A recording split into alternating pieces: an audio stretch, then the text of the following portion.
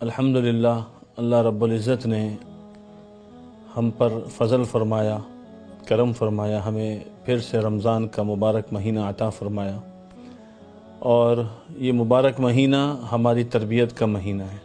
اس مہینے میں اللہ تعالی ہماری تربیت چاہتے ہیں، اس لیے ہر سال جب یہ مہینہ آتا ہے تو ہماری زندگی کا سارا نظام، ساری چیزیں، ساری ترتیبیں بدل جاتی ہیں، اور اس زندگی کا ٹھیک ہونا یہ پھر پورا سال آسان ہوتا ہے۔ بعض اہل اللہ سے یہ بات منقول ہے کہ رمضان کے مہینے کو جس نے اچھی طرح گزار لیا تو پورا سال وہ اچھی طرح گزارتا ہے، اور رمضان کے مہینے میں جس آدمی نے اپنے لیے جو خیر کی چیز اختیار کر لی تو پورے سال اللہ اس کو وہ خیر کرنے کی توفیق عطا فرماتے ہیں۔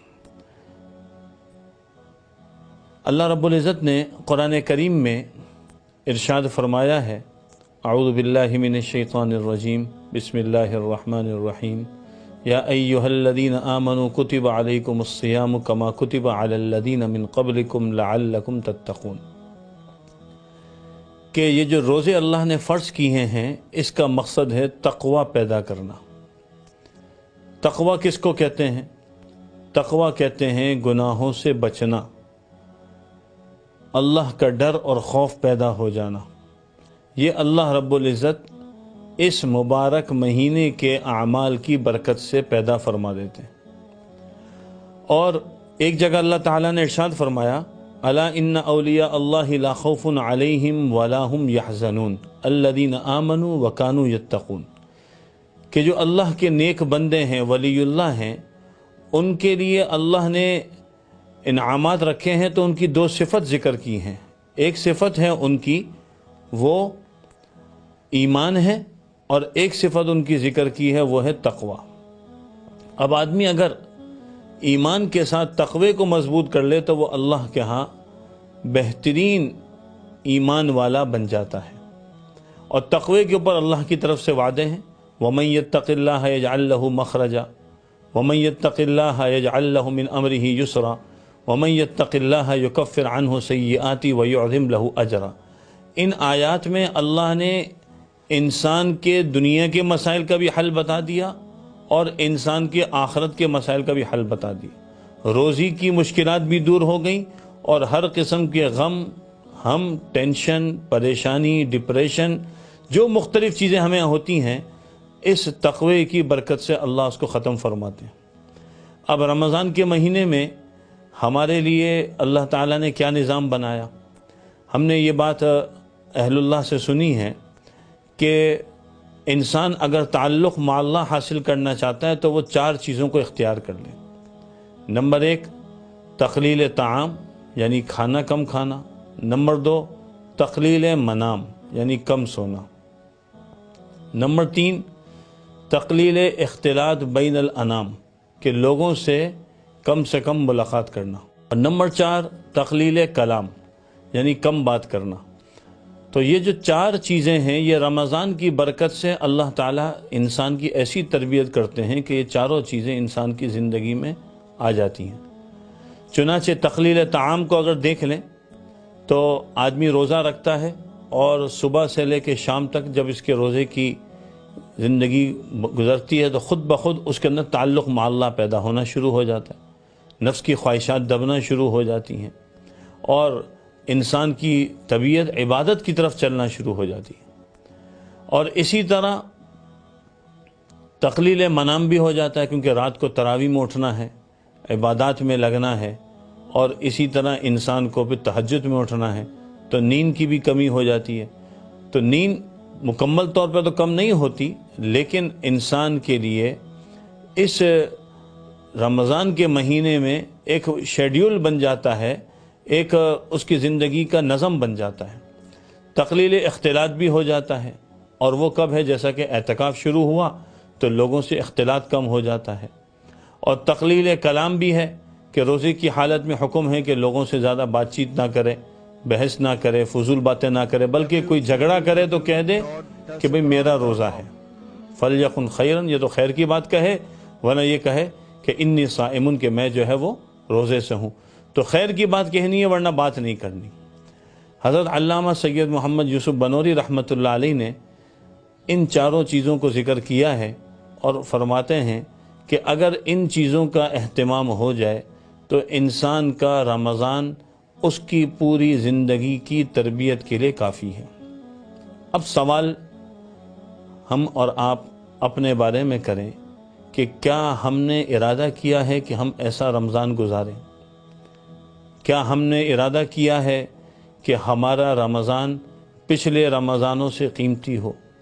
کیا ہم میں سے کسی کو یہ پتہ ہے کہ یہ اس کا کون سا رمضان ہے، کون سے نمبر کا ہے، اور اب آگے اس کو کون سا رمضان ملے گا؟